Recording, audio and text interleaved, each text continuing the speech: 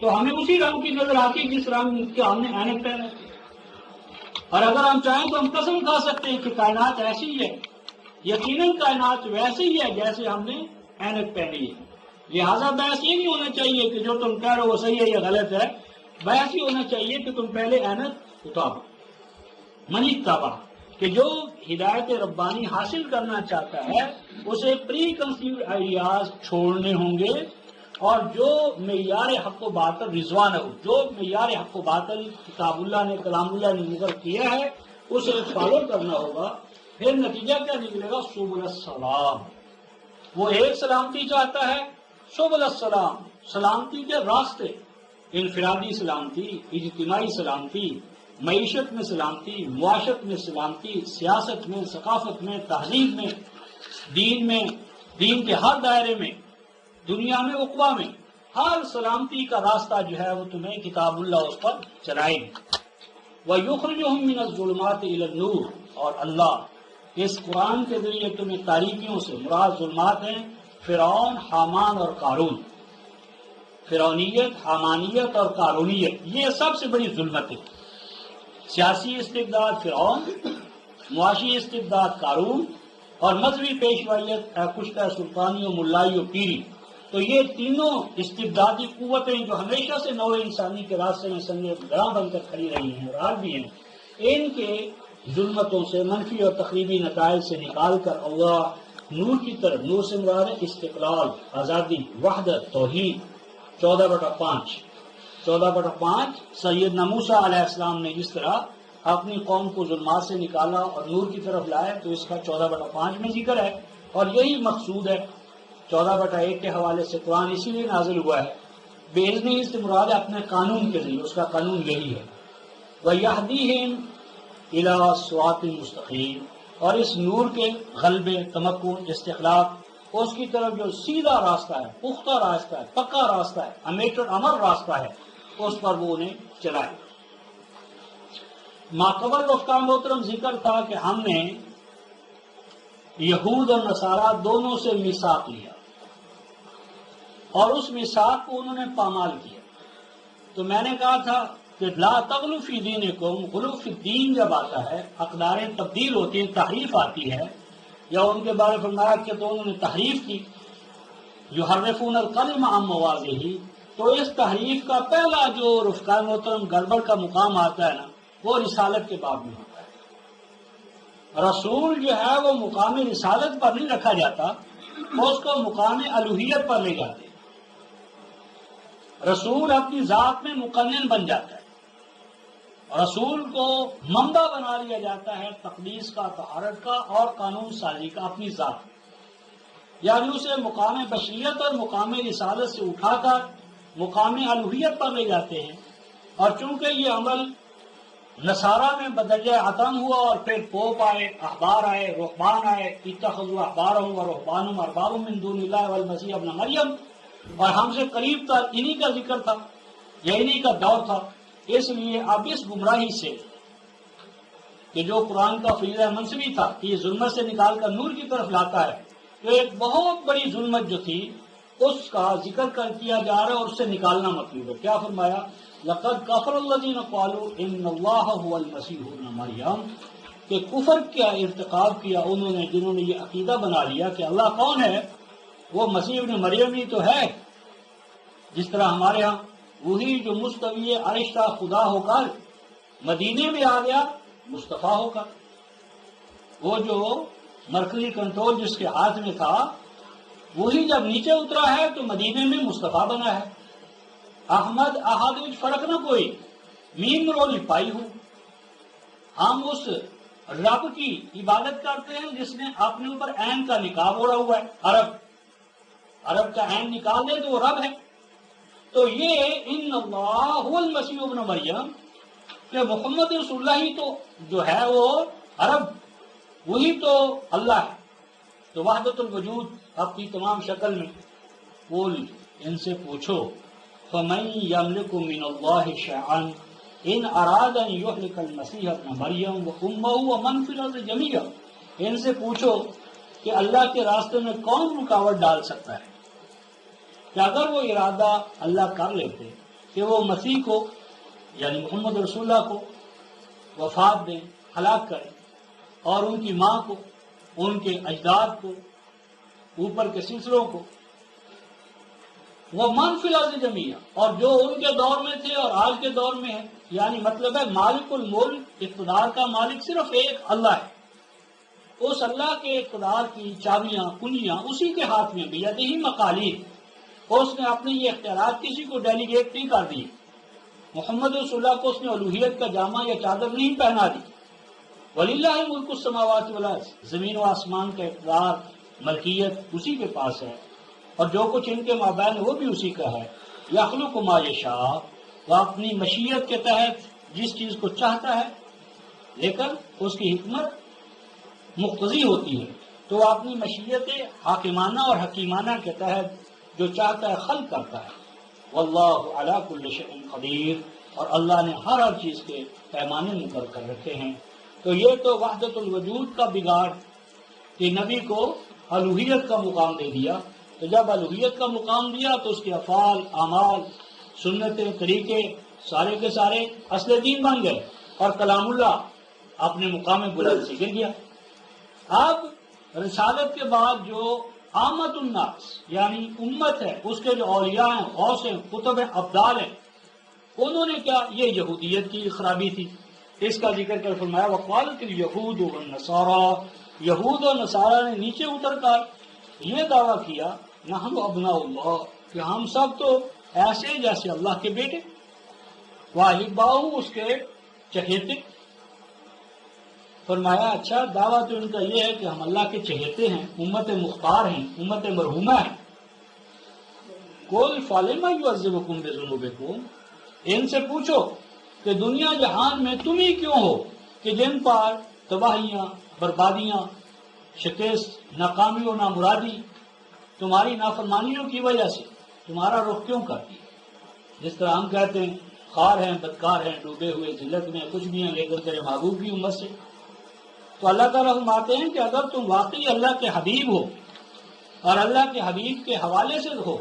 تو پھر تم پر عذاب نہیں آنا چاہیے، پھر تمہیں آرام رہنا چاہیے، اللہ کا محبوب ہو اور ذلیل و رسوا ہو۔ فرمایا کہ اس خناس سے نکلو، بل انتم بشر ممن خلق، امت مختار نہیں ہو، تم بھی اللہ تعالیٰ کے پیدا کردہ عالم بشریت کے جس طرح بہت سے اعضاء ہیں، اقوام ہیں، ان میں سے تم بھی ہو۔ یغفر لمن یشاء، کہ وہ اللہ اس کو جو اس سے سامان حفاظت طلب کرتا ہے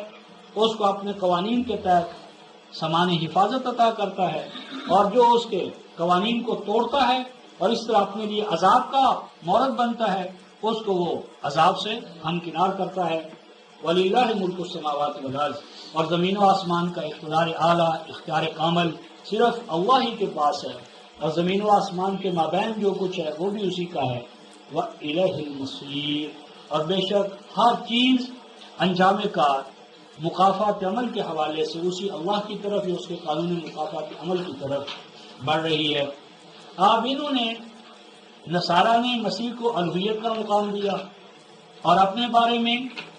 احبا ہونے کا یہود اور نصارہ دونوں نے دعویٰ کیا، تو اب ان دونوں کو ان دونوں ظلمتوں سے نکالنے کے لیے ارشاد ہوتا ہے یا اہل کتاب،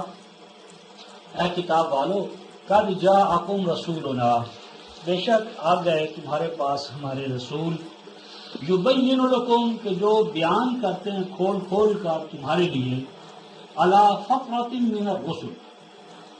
فطرۃ من الرسل، فاضل یفتر کا معنی ہوتا ہے رفتہ محترم کسی چلتے ہوئے پروسیس کا رک جانا، اور چولہے کے اندر جو ہم نے آگ رکھی ہے جلانے کے لیے تو بعض اوقات ایسا ہوتا ہے کہ دھواں وغیرہ اس کے انگاروں میں ذرا کمی آ جاتی، پھر ہم اسے پھونک مارتے ہیں اور پھر اس کو دوبارہ روشن کرتے ہیں۔ فاطر یفتر کا معنی ہوتا ہے چلتے ہوئے عمل کا رک جانا، یا وہ نتائج و ثمرات جو اس سے وابستہ ہیں ان کا پیدا نہ کر سکنا۔ تو مراد یہاں پر یہ ہے کہ رسالت کے نظام کے اندر جو رکاوٹ کھڑی ہو گئی ہے، ہنڈرینسز جو پیدا ہو گئی ہے، وہ ان کو دور کرنے کے لیے یہ رسول آئے ہیں تاکہ نظام حیات کے طور پر دین نافذ ہو جائے۔ اور اس لیے ان تقولوا ما جاءنا من بشیر ولا نذیر، اس لیے بھی ہے تاکہ تم یہ نہ کہہ سکو کہ ہمارے پاس تو کوئی احکام الہیہ کے مثبت نتائج کی بشارت دینے والا اور خلاف ورزی کے جو تباہ کن نتائج ہیں ان سے خبردار کرنے والا کوئی آیا ہی نہیں. فقط جاءکم بشیر و نذیر، تو بے شک تمہارے پاس ان دونوں فریضوں کو ادا کرنے کے لیے یہ رسول آئے ہیں. واللہ علی کل شیء قدیر، آج یہ رسول ہے، یہ رسول جب نہیں ہوں گے تو یہ نظام کیسے چلے گا؟ اللہ نے ان دونوں پہلوؤں پر اپنے قوانین کو، اقدار کو پہلے سے طے کر دیا ہے. تو اب اس کے بعد جس طرح امت مسلمہ کو اللہ تبارک و تعالیٰ نے نعما کے اس مقام بلند پر فائز کیا، تو اسی طرح سیدنا موسیٰ علیہ السلام کے دور میں یہ امت نعماء الہی کی اہل ہوئی. پھر ان نعماء الہی کو پانے کے بعد، اس کی حصی شہادت دیکھ لینے کے بعد پھر اس نے ڈنڈی ماری. تو ان دونوں پہلوؤں کو بیان کرتے ارشاد فرماتے ہیں وَإِذْ قَالَ، اور موسیٰ، جب موسیٰ نے اپنی قوم سے یہ کہا کہ اے میری قوم، یاد رکھنا تم اللہ کی نعمت. اور اللہ کی نعمت کیا ہے؟ اِذْ جَعَلَ فِيكُمْ أَنْبِيَاءَ، کہ جب اس اللہ نے تمہارے اندر نبیوں کو برپا کیا، بھیجا، مقرر کیا. نبی تو تھے فیکم، نبوت، کلام الہی کا پانا، ملنا، عطا ہونا نعمت ہے. اور آگے ہے وَجَعَلَكُمْ مُلُوكًا، جَعَلَ فِيكُمْ مُلُوكًا نہیں فرمایا کہ تمہارے اندر ملوک بنائے، بلکہ تم میں سے سب کو اللہ نے ملوک بنایا. یہاں ملوک سے مراد کنگڈم نہیں ہے، بادشاہت نہیں ہے، بلکہ آزاد و خود مختار، کہ تمہیں اس نبوت کے نتیجے میں آزادی و خود مختاری، تمکن و استقلال، قوت و طاقت عطا کی. اور کسی قوم کے اندر نبوت موجود ہو، یعنی کلام الہی موجود ہو، اور کلام الہی کے نتیجے میں اس قوم میں تمکن و استقلال پر امت کا بچہ امامت کے مقام پر فائز ہو جائے، تو یہ یقیناً ایسی فضیلت ہے کہ جس پر کوئی قوم ان کا مقابلہ نہیں کر سکتی. وَآتَاكُمْ مَا لَمْ يُؤْتِ أَحَدًا مِّنَ الْعَالَمِينَ، جب کسی قوم میں، امت میں یہ دونوں چیزیں بیک وقت موجود ہو تو یقیناً وہ اپنی ہمسر اقوام پر فخر کر سکتی ہے اور کہہ سکتی ہے کہ ہم جیسا ہے کوئی. اور اب اسی کا اگلا فیز کہ جب سیدنا موسیٰ نے اپنی قوم سے کہا کہ تم داخل ہو جاؤ اس زمین میں المقدسہ، کہ جس میں تمہاری نشو و نما کے دور دور تک امکانات تھے. القدس، نالیوں کے اندر پانی جو ہے وہاں لے جانا جہاں تک کھیتی کا تقاضا ہے. تو تمہاری نشو و نما کے حوالے سے بہت دور دور تک تمہارے پہنچانے کی امکانات ہیں. اور یہ ملک موعود کاتب اللہ لکم، اللہ تمہارے لیے، عام ترجمہ تو یہ ہے رفقائے محترم کہ اللہ تمہارے لکھ چکا ہے. اور یہ بھی ذہن میں رکھیں کہ اللہ کا لکھا اٹل اور امر ہوتا ہے. تو اس کو سمجھنے کے لیے یہ بہت اعلیٰ مثال آئی ہے کہ اللہ کے لکھا ہونے سے کیا مراد ہے. اللہ کا لکھا ہوا مطلب یہ رکھتا ہے کہ اٹ از لافل، یہ چیز قانون کے دائرے میں آتی ہے. لیکن اف دین، اس قانونی حق کو حاصل کرنا ہے تم نے اپنی جدوجہد سے. قانون تمہیں یہ رائٹ ملتا ہے، لیکن اس قانونی رائٹ کو حاصل کرنی تمہاری جدوجہد بھی درکار ہے. تو اگر تم جدوجہد کرو گے تو مل جائے گا، اگر جدوجہد نہیں کرو گے تو قانونی جواز معلق ہو جائے گا، ملتوی ہو جائے گا اس وقت تک تاکہ تم عملی شرائط کو پورا نہ کرو. وَلَا تَرْتَدُّوا عَلَىٰ أَدْبَارِكُمْ فَتَنْقَلِبُوا خَاسِرِينَ، ایسا نہ کرنا کہ اس قانونی جواز کو عملی شکل دینے کے لیے آگے بڑھنے کی بجائے تم پیچھے کی طرف لوٹ جاؤ. تو نتیجہ کیا نکلے گا کہ تمہارا خسارہ، تباہی، ہلاکت، زوال تمہیں گھیر لے گا، زوال کی طرف تم لوٹ جاؤ گے. اس پر انہوں نے کہا کہ اے موسیٰ ان فیہا قوم جبارین، کہ جس علاقے کے حوالے سے آپ ہمیں کہہ رہے ہیں کہ ہم اس پہ چڑھائی کریں، اس کو واگزار کرائیں، واپس لیں، تو اس میں تو بہت طاقتور اقوام رہ رہی ہیں اور ہم تو اس میں داخل نہیں ہوں گے تاکہ وہ وہاں سے نکلنا ہے. اور اگر وہ نکل آئیں، خالی کر دیں، تو پھر ہم اتنے نامرد نہیں ہیں کہ پھر بھی ہم اس علاقے کو کیپچر کرنے کے لیے نہ جائیں. پھر یہاں بیٹھے نہیں رہیں گے۔ تو جب قوم کا اجتماعی رد عمل یہ تھا تو اس وقت فرمایا کہ کچھ بندے ایسے تھے، رجلان عام طور پر تو اس کا ترجمہ کرتے ہیں دو، لیکن جس طرح ینقلب الیک البصر ہو تو قرتین آتا ہے، قرتین، تو اس قرتین سورہ الملک میں، تو وہاں معنی ہے قرتم بعد قرہ، تو یہاں رجلان صرف دو آدمی نہیں بلکہ دو ذہنیتیں، دو طرح کے افراد، کہ وہ دو طرح کے افراد کہ جن کا خاصہ کیا تھا، انعم اللہ، یعنی وہ دو آدمی یا دو طرح کے آدمی، یخافو کہ جن کے اندر قانون الہی کے سامنے کھڑا ہونا جو ہے اس کا کھٹکا تھا۔ اور جو میں نے کہا ہے کہ یہ دو آدمی تھے، انفرادی آدمی نہیں تھے، یہ دو طرح کے افراد تھے، کیونکہ قرآن کہتا ہے یخافون، اگر یہ صرف دو آدمی ہوتے تو یخافا کہتا قرآن، یخافا، یعنی کہنے والے کہ موسیٰ پر کیا تھا جی، موسیٰ کے ساتھ تو دو ہی آدمی نکلے، یہ غلط بات ہے۔ یہاں دو طرح کے افراد ہیں، دو طرح کے افراد، تو دو طرح کی قسمیں، تو وہ جو دو طرح کے افراد تھے، انعم اللہ علیہما،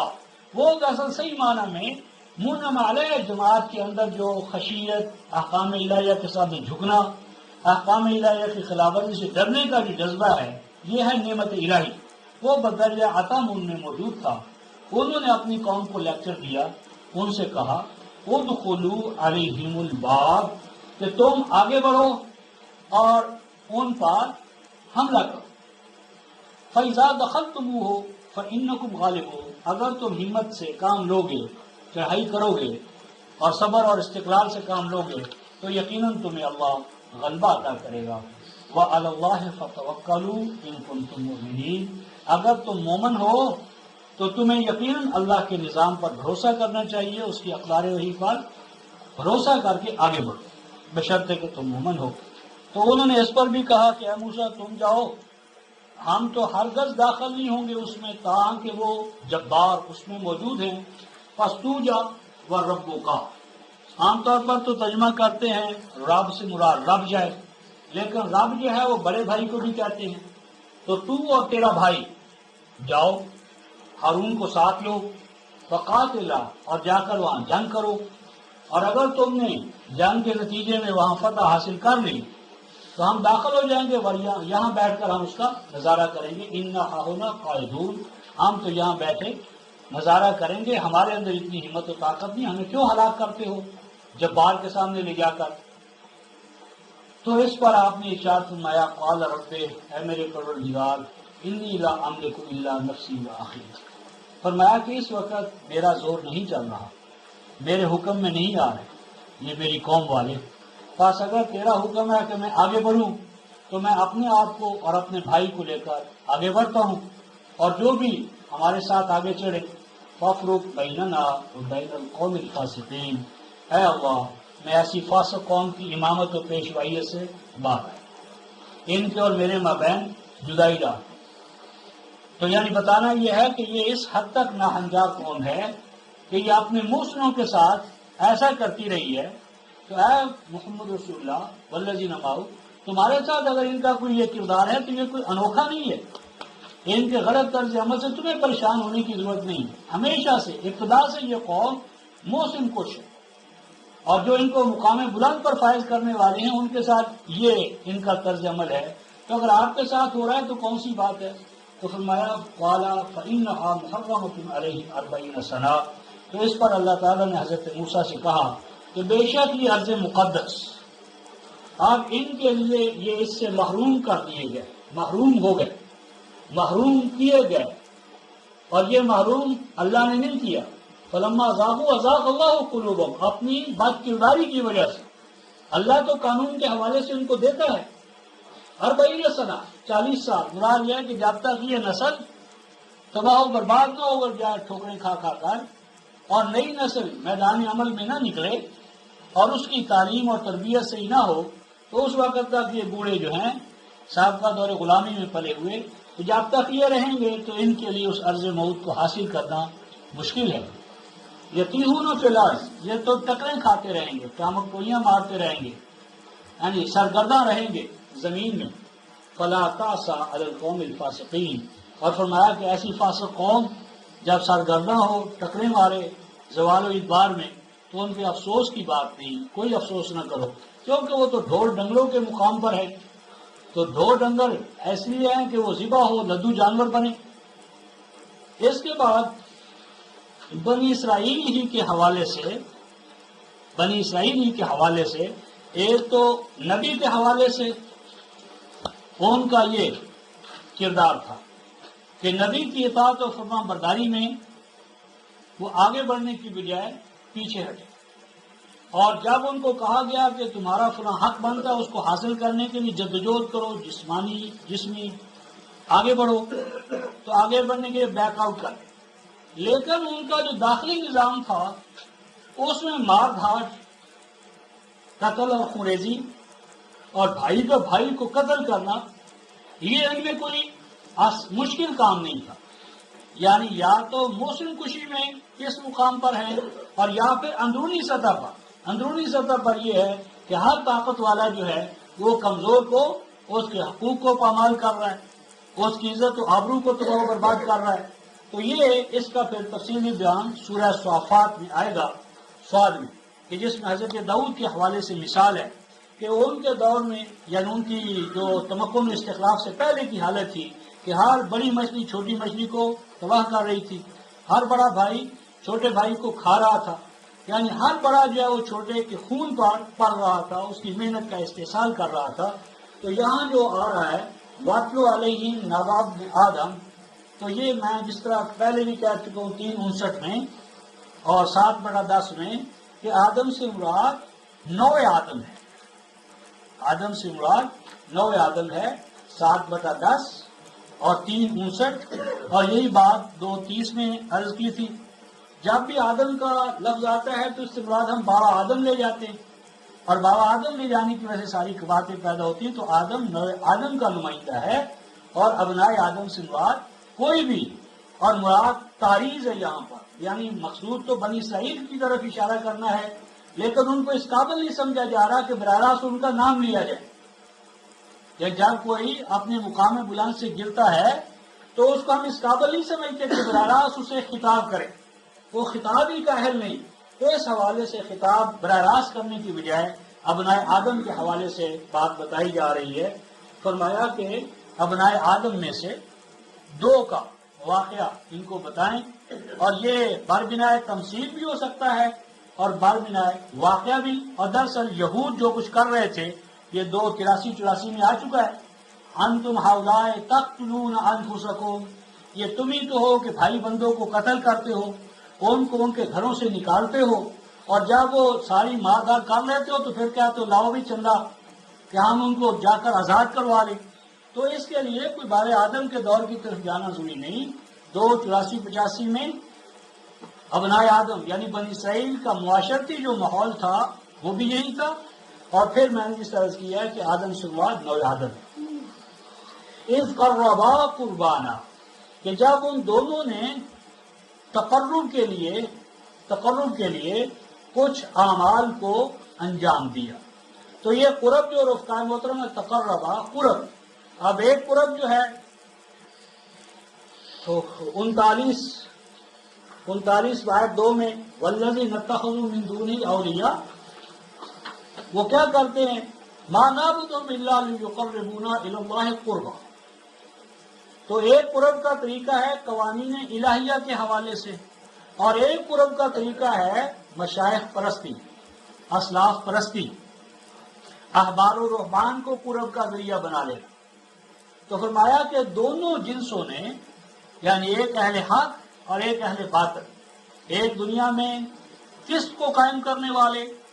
وہ بھی قرب کا اپنا ایک طریقہ رکھتے ہیں جو اخبار وحی سے ماخوذ ہے، اور جو دوسرے ہیں شفاعت کے غلط عقیدے والے، شفاعت کے حوالے سے، مشائخ پرستی کے حوالے سے، احبار و رہبان، ان کا بھی ایک قرب ہی کا ذریعہ ہے. 39/2 فَتُقُبِّلَ مِنْ أَحَدِهِمَا وَلَمْ يُتَقَبَّلْ مِنَ الْآخَرِ. تو فرمایا کہ اللہ تعالیٰ نے ایک کا قرب کا جو طریقہ تھا جو اخبار وحی پر تھا اسے شرط قبولیت بخشا، اور آج بھی یقبل التوبہ، آج بھی اللہ صدقات کو قبول کرتا ہے، توبہ کو قبول کرتا ہے، اور دوسرا جو ہے وہ آج بھی اس کو رد کرتا ہے اپنے نظام کے حوالے سے۔ غلام يتقبل من الآخر، جس نے اقدار وحی سے ہٹ کر قرب کا میتھڈ اڈاپٹ کیا تھا، اس کو اللہ تعالی نے قبولیت نہ بخشی،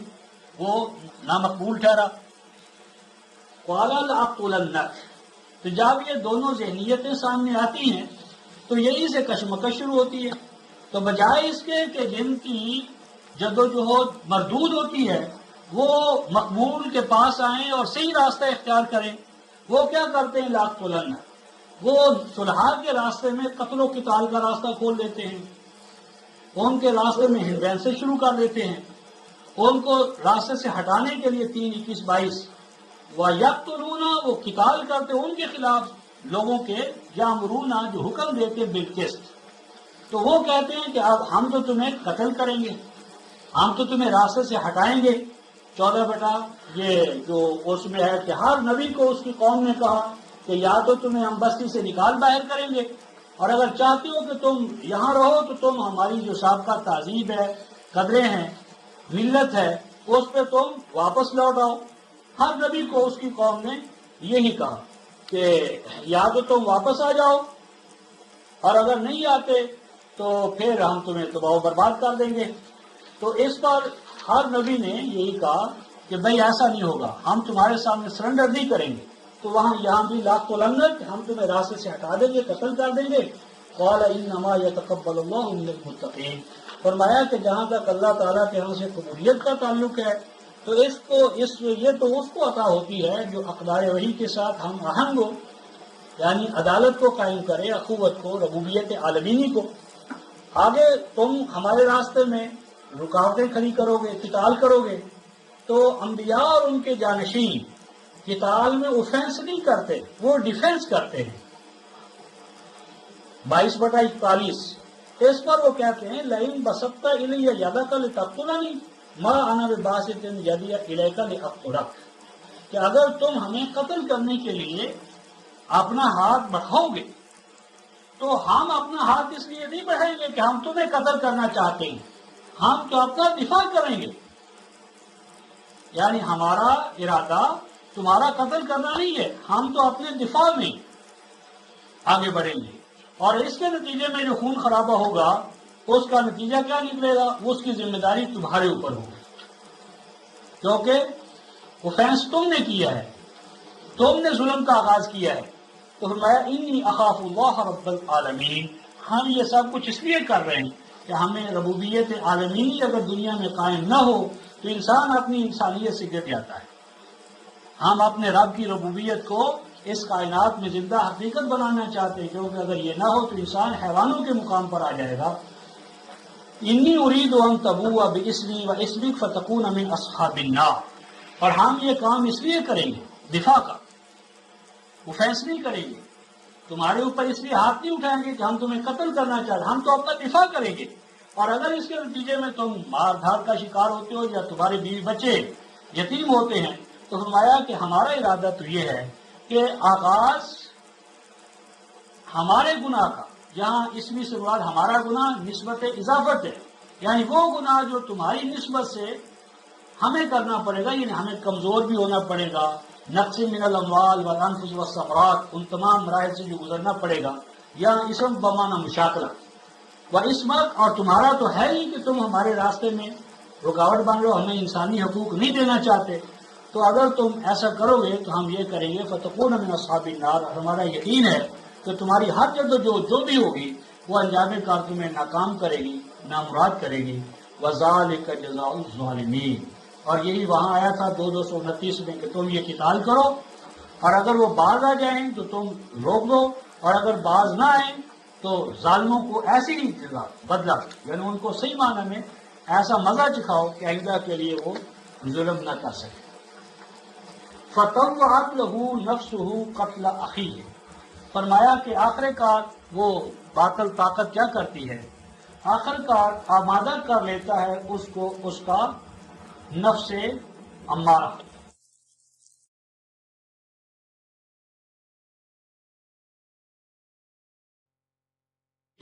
ہر حوالے سے جو اخی ہوتے ہیں ان کو وہ انجام کار قتل کرنے سے بھی نہیں چوکتے، قتل کرنے پر بھی انجام کار وہ آمادہ ہو جاتے ہیں۔ فَأَصْبَحَ مِنَ الْخَاسِرِينَ، لیکن وہ قتل کر لینے کے بعد بھی خسارے میں رہتے ہیں۔ یعنی مراد یہاں یہ ہے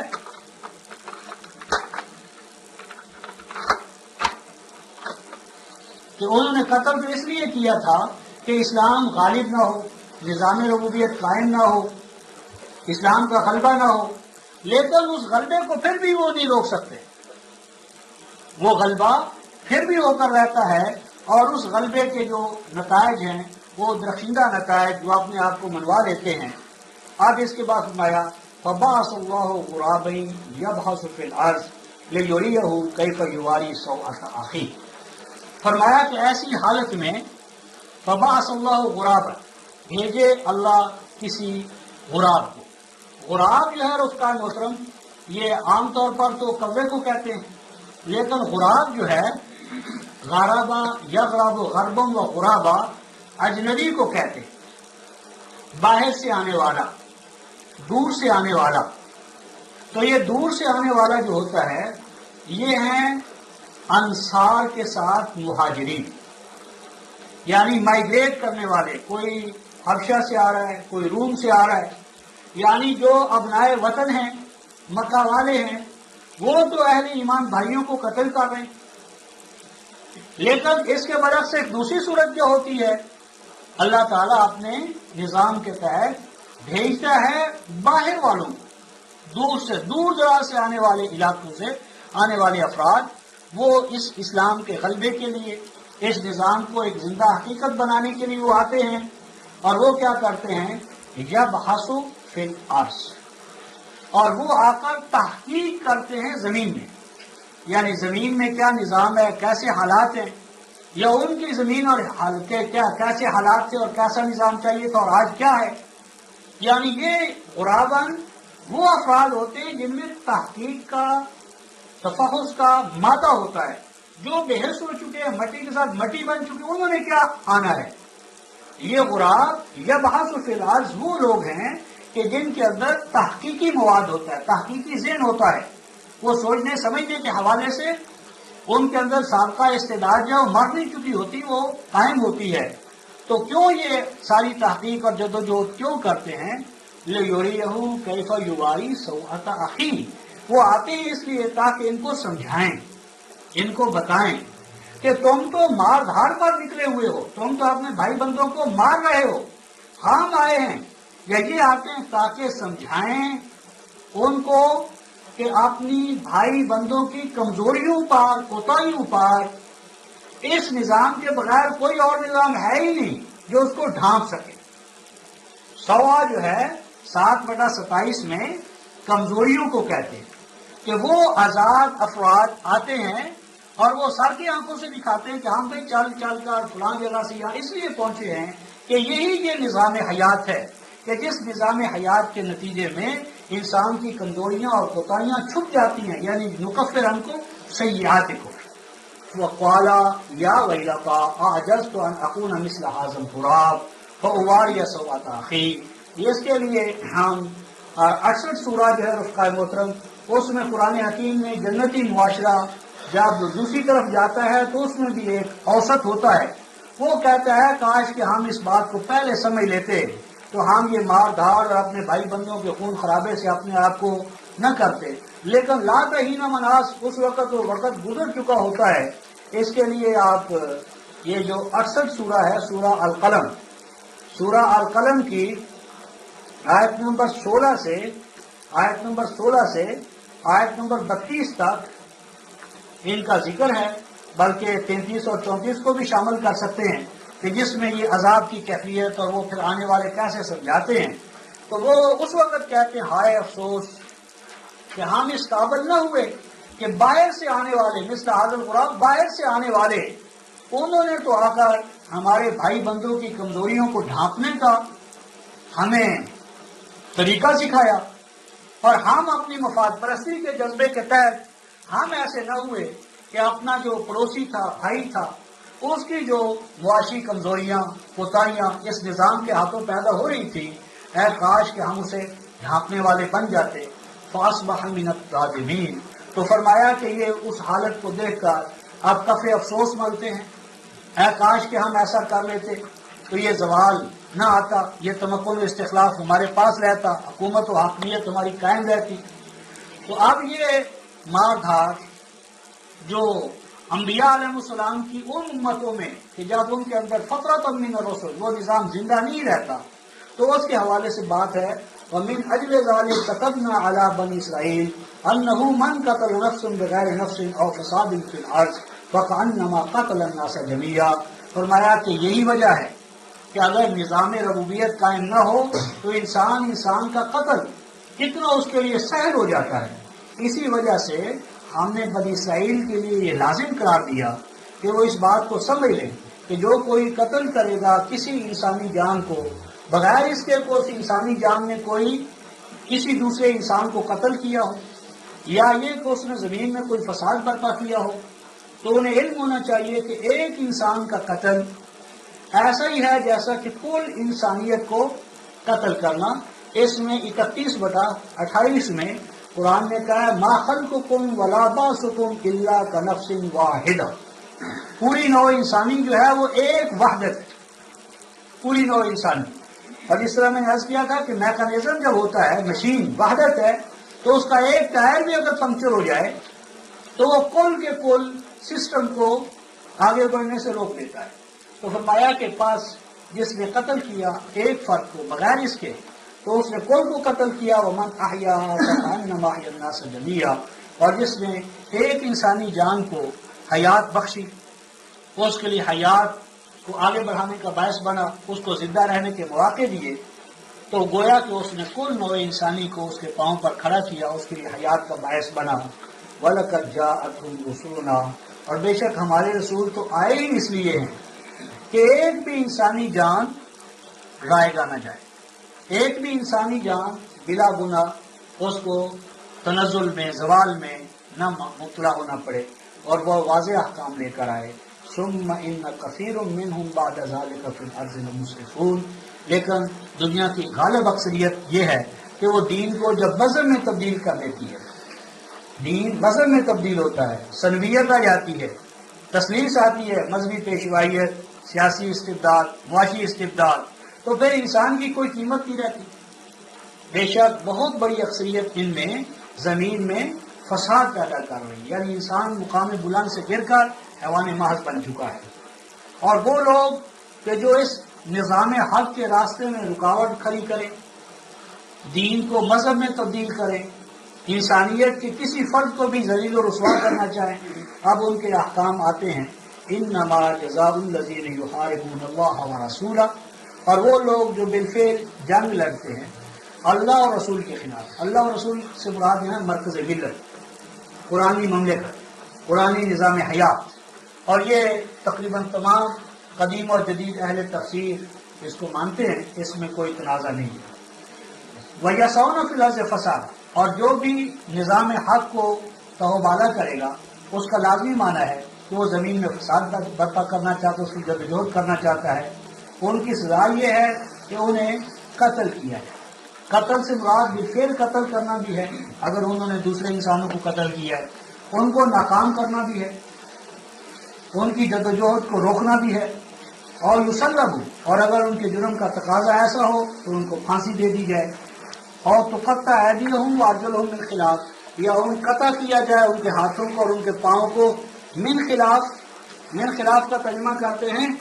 یعنی اگر دایاں ہاتھ کاٹا ہے تو بایاں، یا بایاں اور دایاں، لیکن یہ غلط ہے. ہم من خلاف کا معنی کرتے ہیں مخالفہ، من مخالفہ، من تعلیلیہ ہے، یعنی ان کو یہ سب کچھ اس لیے کیا جائے کہ وہ نظام سماوی کی مخالفت میں عملاً میدان عمل میں نکل آئے، یعنی مخالفت کی وجہ سے، نظام الہی کے خلاف کھڑا ہونے کی وجہ سے. اور یونفو من الارض، اور یہ ان کو ان علاقوں کے سے جلاوطن کر دیا جائے جہاں پر وہ تخریب کاری کر رہے ہیں. ذالک لہم خزی فی الدنیا، اور یہ اس لیے ہو تاکہ ایسے افراد نظام حیات دنیا کے حوالے سے بھی تمکن و استخلاف نہ پا سکیں، اور نہ ہی جسم کے ساتھ جو دوسرا نظام ہے اس میں یہ خلل پیدا کر سکیں، اور ان کے لیے ناکامی ہی ناکامی ہے۔ الا الذین تابوا من قبل، لیکن ان میں سے کوئی اگر رجوع کر لے اس سے پہلے کہ تم ان پر غلبہ پاؤ، تو پھر جان لو کہ بے شک اللہ سامان حفاظت بھی عطا فرماتا ہے اور سامان نشوونما بھی۔ مراد یہ ہے کہ پھر اگر یہ تمہارے غالب آنے سے پہلے، مقابلہ کرنے سے پہلے اگر یہ باز آ جائے، ارادہ کیا تھا عمل نہیں کیا، یہ عمل کرنے ہی لگے تھے تو درمیان میں تم پہنچ گئے، یعنی یہ اہل ایمان کی چوکنا یعنی بیداری، ہوشیاری، نظام کا چوکنا پن، اس کی طرف اشارہ ہے کہ اگر تم اپنی چوکنے پن اور بیداری کی وجہ سے ان پر پہلے ہی غالب آ جاؤ تو اس کے بعد ان سے انتقام نہ اس معنی میں لینا، ان کو عفو درگزر سے نوازنا۔ اے ایمان والو نتقوا اللہ، اقدار الہی کے ساتھ ہم آہنگ رہو تاکہ تمہارے اندر بغاوت کے جراثیم پیدا ہوں تو ان پر غالب آؤ۔ وابتغوا الیہ الوسیلہ، اور اللہ کے قرب کے لیے جو وسائل تمہیں عطا کیے گئے ہیں ان کو کام میں لاؤ، ان کو دل کی رضامندی کے ساتھ، وابتغوا دل کی رضامندی کے ساتھ ان سے عہدہ بھراؤ۔ یہ جو وسیلہ عرف کا محترم، عرف عام میں جو بزرگوں کا وسیلہ، نیک لوگوں کا وسیلہ، یہ باطل ہے۔ اس کے لیے آپ 17/57 اس میں قرآن نے سوال کیا کہ اے لوگوں، تم تو کہتے ہو یہ نیک آدمی بزرگ وسیلہ ہے ہمارا، تو بتاؤ اس کا کون وسیلہ ہے؟ اس وسیلے والے کا کون وسیلہ ہے؟ اگر وسیلہ ہی قرب کے لیے ضروری ہے تو جس کا تم وسیلہ، اس کا وسیلہ کیا ہے؟ تو وسیلہ کا بھی تو کوئی وسیلہ ہوگا، اور وسیلہ کیا ہے؟ ایہم اقرب، وہ وسیلہ صرف احکام الہیہ، احکام الہیہ کی تعمیل ہی قرب الہی کا ذریعہ ہے۔ اسی کو 96 جو ہے 96/19 سورہ العلق کی آیت نمبر 19 میں فرمایا واسجد واقترب، کہ جتنا کوئی اللہ کا قرب چاہتا ہے اتنا ہی اسے احکام الہیہ پر زیادہ زیادہ عمل درآمد کرنا چاہیے۔ اسی کو فرمایا وجاہدوا فی سبیلہ، کہ غلبہ کتاب اللہ کے لیے مسلسل و پہم جانی اور مالی جہاد جدوجہد کرتے رہو،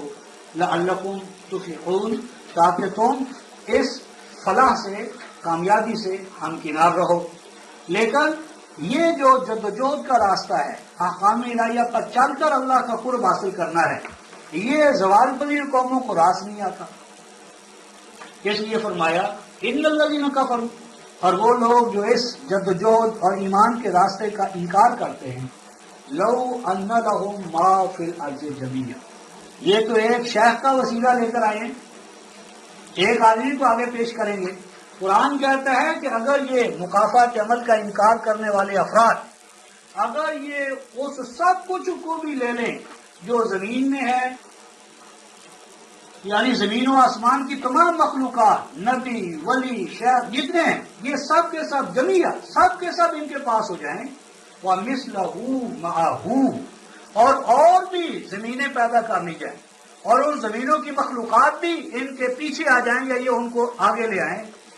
لِيَفْتَدَوْا بِهِ مِنْ عَذَابِ يَوْمِ الْقِيَامَةِ، اور یوں آ کر کہیں کہ اللہ ان سب کو لے لے اور ہمیں اپنے عذاب سے چھٹکارا دے دے، مَا تُقُبِّلَ مِنْهُمْ، تو دنیا بھر کے مشائخ، اولیاء، انبیاء، وہ اگر یہ پیش کریں تو اللہ کے ہاں انہیں قبول نہیں کیا جائے گا، وَلَهُمْ عَذَابٌ عَلِيمٌ، یہ ایک نبی کو یا ایک ولی کو لے کر بیٹھے ہیں، دنیا جہان کے اگر ولیوں کو بھی لے آئیں میدان میں تو قبول نہیں کیا جائے گا ان کا یہ اقدام، اور ان کے لیے دردناک سزا ہے۔ چاہیں گے کہ یہ آگ سے نکلیں، اور آگ سے مراد آخرت کی آگ بھی اور حیات دنیا کی، ایسی قومیں کبھی ذلت و رسوائی سے نکل نہیں سکتی۔ وسیلوں پہ زندہ رہنے والے اپنے پاؤں پر تو کھڑے نہیں ہوں گے، مکافات عمل پر نہیں ہوں گے، کائنات فطرت کو مسخر کرنا ان کا نصب العین نہیں ہوگا، تو ذلت و رسوائی کے سوا ان کے پاس کچھ نہیں، اور یہ اس سے نہیں نکلیں گے۔ اور وَلَهُمْ عَذَابٌ مُقِيمٌ، ان کے لیے تو ذلت و رسوائی کا ایسا عذاب ہے جو ان سے چلنے والا نہیں، ان کا پیچھا چھوڑنے والا نہیں۔ مقیم کہتے ہیں سبیل مقیم، رواں راستہ، چلتا ہوا راستہ، یہ تو چلتا ہوا عذاب ہے جو اٹھتے بیٹھتے دائیں بائیں ہر حال میں زوال، تنزل، غلامی، محکومی، محتاجی وہ ان کا ساتھ دے. وَالسَّارِقُ وَالسَّارِقَةُ فَاقْطَعُوا أَيْدِيَهُمَا جَزَاءً بِمَا كَسَبَا نَكَالًا مِّنَ اللَّهِ وَاللَّهُ عَزِيزٌ حَكِيمٌ. اوپر لوگ قائم محترم محاربین کا ذکر آیا تھا، نظام اسلامی یا نظام قرآن کو تہو بالا کرنے والے. تو نظام کو تہو بالا کرنے کا ایک یہ بھی طریقہ ہے کہ معیشت کے باب میں جو پالیسی یا جو نظام یا جو اقدار یا جو قوانین حکومت اسلامیہ نے نافذ کیے ہیں ان میں ڈنڈی ماری ہے، اور وہ ڈنڈی مارنا جو ہے اس کا نام ہے سرقہ. یہ جو السارق والسارقہ آیا رفقا محترم، جس کا ترجمہ عام طور پر کرتے ہیں چور مرد، اور والسارقہ چوری کرنے والی عورت، یہ غلط ہے. سارقہ سے مراد یہاں پر چوری کرنے والی عورت مراد نہیں.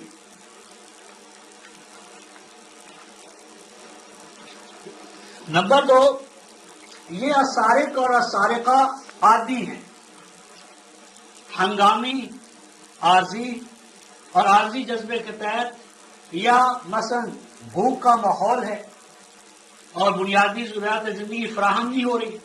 تو بنیادی ضروریات زندگی میں سرقہ نہیں ہے. بنیادی ضروریات زندگی کی فراہمی تو اسلامی مملکت کا فریضہ ہے. سرقہ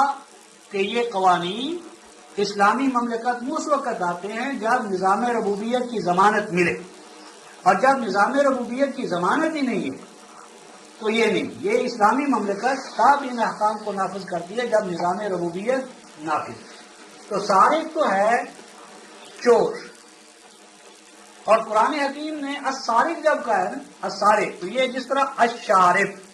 القاتل، تو یہ ہمیشہ اس میں فائد عادت کو ظاہر کرتا ہے. یہ ہنگامی اور عارضی نہیں، پیشہ ور کہ جن کو ریاست ضروریات زندگی کی فراہمی ضامن ہے، اس ضمانت کے باوجود وہ دوسروں کے ساز و سامان کو، جدوجہد کو، اموال کو اتھیاتے ہیں. اور السارقہ کے اندر جو تا لگی ہوئی ہے، یہ تانیث کی نہیں ہے، یہ تائے کثرت ہے. مراد یہاں پر وہ افراد ہیں کہ جو چور کو چور بناتے ہیں. چور بنتا نہیں ہے، چور کو بھی کوئی چور بناتا ہے، جس سے ہم کہتے ہیں رساگیر. السارق کے اندر الذی یسرق، وہ ذکر ہو یا انثی دونوں آ جائیں گے. السارق کے اندر ذکر اور انثی دونوں شامل ہیں. السارقہ دراصل وہ افراد ہیں، وہ نظام ہے، وہ جو دست و بازو بنتے ہیں ان افراد کے، ان کی ضمانتیں کرانے والے، ان سے حصہ لینے والے، ان کے پشتیبان بننے والے. یعنی اگر آپ چوروں کو ختم کرنا چاہتے ہیں، لیکن چوروں کے جو پشتیبان ہیں وہ پیچھے ڈیروں پر بیٹھے ہوئے ہیں، پارلیمنٹوں میں بیٹھے ہوئے ہیں، تو چوریاں کیسے ختم ہوں گی؟ تو السارق الذی یسرق من ذکر او انثی، ذکر انثی کا مسئلہ السارق کے اندر آ گیا. اور السارقہ سے مراد ہیں وہ افراد، ادارے کہ جو سرقہ کے اندر دست و بازو بنتے ہیں. فَاقْطَعُوا أَيْدِيَهُمَا، اس کا ترجمہ کر دیں ان دونوں کے ہاتھ کاٹ دو. ہاتھ نہیں کاٹنے. قطع الشیء، کسی چیز کے اندر جو مقصد ہے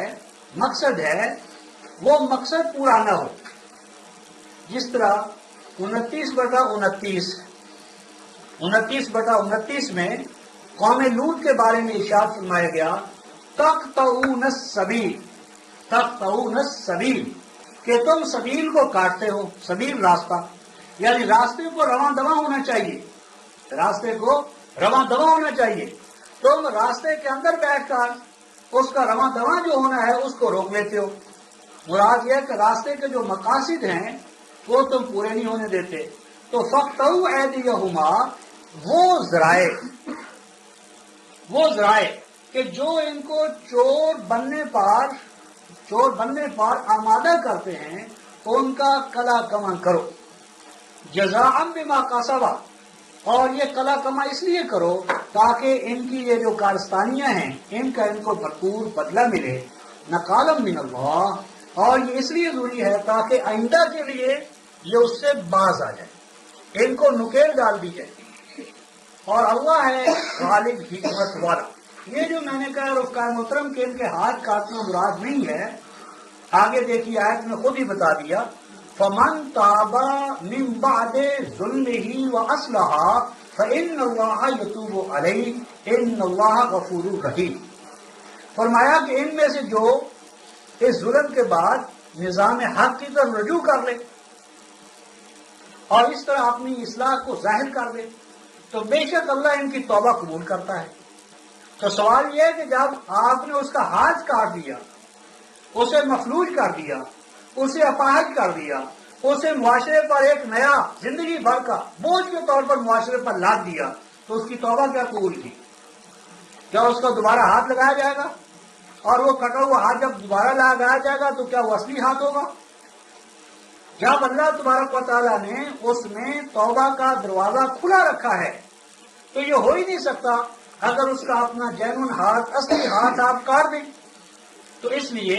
ان اللہ غفور الرحیم تو نہ ہوا، ان اللہ عزیز ذو انتقام آنا چاہیے تھا. تو اللہ تو ہے سامان حفاظت عطا کر کے اس کو سامان نشوونما عطا کرنے والا. مراد یہاں پر یہ ہے کہ اگر چور